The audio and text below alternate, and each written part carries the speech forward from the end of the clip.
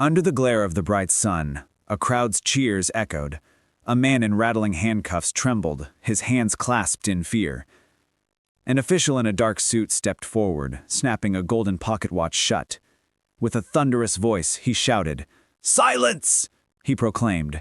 The late emperor, in all his greatness, was ensnared by the devil's claws of narcotics. Therefore, it is clear that drugs are an unforgivable crime of the highest order. By imperial law, Article 47, Clause 1, any who unlawfully use drugs or distribute drugs shall be immediately sentenced to death by beheading.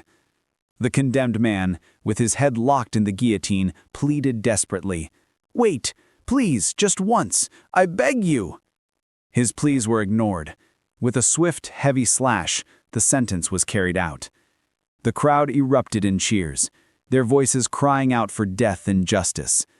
But amidst the celebration, a young woman with glasses stood frozen, her hand covering her mouth in horror. Her heart thumped in her chest. Leaving the grim scene, she overheard the murmurs of the crowd. "What a grim atmosphere! Still, it's fortunate the culprit was caught before Grand Duke Urzet's return." Another person added, "Had it been that ruthless Grand Duke, his whole family would have faced the guillotine together." As she walked, her foot landed on a discarded newspaper. The headline was about the Duke. Didn't he take the head of the King of Kalpan in a single stroke during the war? Most keep rulers alive for negotiation's sake, but he's insane. The war is over anyway. The Grand Duke's return to the capital must be near. Lost in the grim conversation, the woman stumbled, dropping her basket of green leaves. The sound drew attention. Someone in the crowd pointed and said, "Huh? Isn't that woman the famous apothecary from the next street?" Recognized, the woman quickly gathered her things and fled. As she ran, voices called after her, "Apothecary, my arm doesn't hurt at all. You're incredible. The medicine you prescribed last time worked wonders." Another voice chimed in, "My child's fever has completely broken. It's all thanks to you. We don't know what we would have done without you." She ignored their praise, her mind racing. "It's fine. As long as I can help, it'll be fine. Even if I use that, the results are guaranteed. I can do it. It's all for His Excellence." She thought to herself, "I must finish my research as quickly as possible before I'm discovered." She reached a building with a saloon sign and hurried inside. The large room was completely empty. She thought uneasily, "It's too quiet here. Has the inn ever been this empty? Did everyone go to watch the execution? Something doesn't feel right." She cautiously approached a door and tried the handle. It was locked. Taking a breath, she thought with relief, "I really do overthink. The lock is sealed tight." But as she unlocked and opened the door, she froze.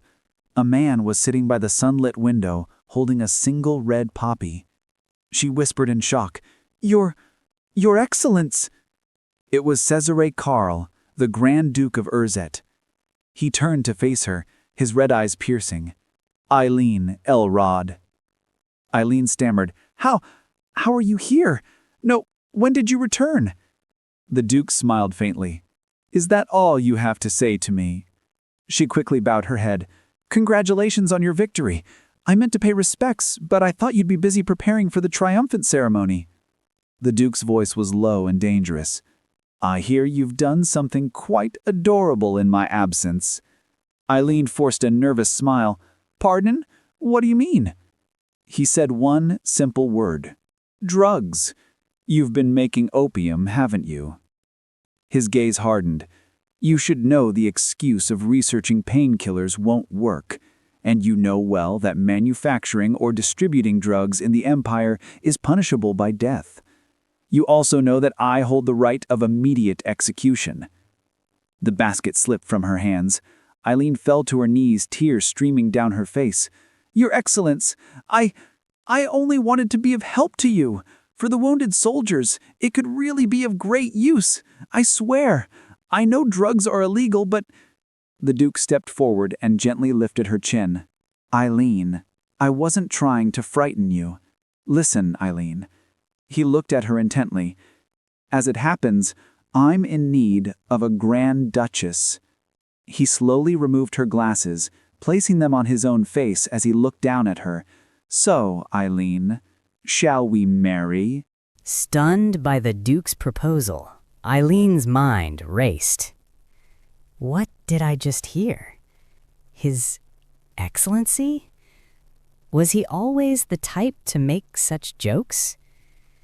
If it is not a joke, then why? For a fleeting moment, a blush crept across her face as an intimate image of the two of them flashed through her mind. Snapping back to reality, she pushed the thought away and exclaimed, "No, I don't want to. I don't want to marry you." The Duke's expression remained unreadable as he gently adjusted the glasses on his head. "That hurts my pride," he said softly. "Would you rather die on the guillotine?" He reached out, placing a hand gently on top of her head. Panicked, Eileen cried out, "No, that is not what I meant." The Duke's voice was low as he asked, "Then why do you not want it? Either way, you will end up dead or sold off to some pig." Eileen's face flushed at his touch. She stammered, "Pig?" A slight smile touched his lips. "I ask again, why do you not want it?" She looked away, flustered. "Pardon? Well, it is because there is no way you could like me. It must be because of Nanny. And because of that, you were just looking after me like a child. And surely you must need an heir. Then that would mean, but you can't." As her words trailed off, he suddenly grabbed her face, pulling her into a fierce, undeniable kiss. When he finally pulled away, Eileen was left breathless and dazed. He looked at her with an intense gaze and asked, "Well, now you have confirmed it?" Later, Eileen sat in the back of a car, still lost in the memory of the kiss. A man with a prominent scar on his face, Sir Rohan, the Knight of Erzet, glanced at her from the front seat. He asked gently, "Are you all right?" Eileen touched her lips, whispering, "Sir Rohan, His Excellency, the Duke, has proposed to me." Sir Rohan replied calmly, "I see." Surprised by his lack of reaction, she asked, "You are not surprised?" "He is trying to save you from execution, miss," he explained, taking a toffee from a nearby bag. "In the Empire, security has been greatly enhanced due to drug-related issues." He continued, "His Excellency's need for a duchess and your own situation, the two just happen to coincide." Eileen looked down, a single word echoing in her mind. Efficient. She thought about how her mother was the Duke's nanny and how a noble marrying his nanny's daughter would tarnish his name. She realized that even if her situation was different, he would have entered into a loveless marriage with another woman anyway. Sir Rohan's voice cut through her thoughts. "Even if you dislike it, this is what you have brought upon yourself." She replied defensively, "I only wanted to be of help to His Excellency. He has always helped me, so I wanted to make a powerful painkiller." Coming back to the present, she asked him, "How did you find out?" "You are too obvious, miss," he said. "Honestly, I suspected you were a drug addict."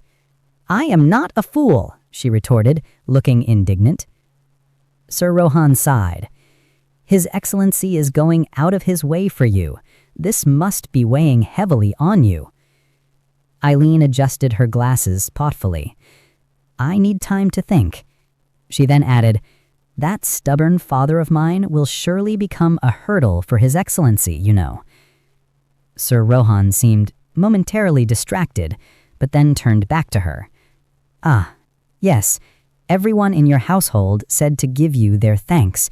Apparently, they are doing well."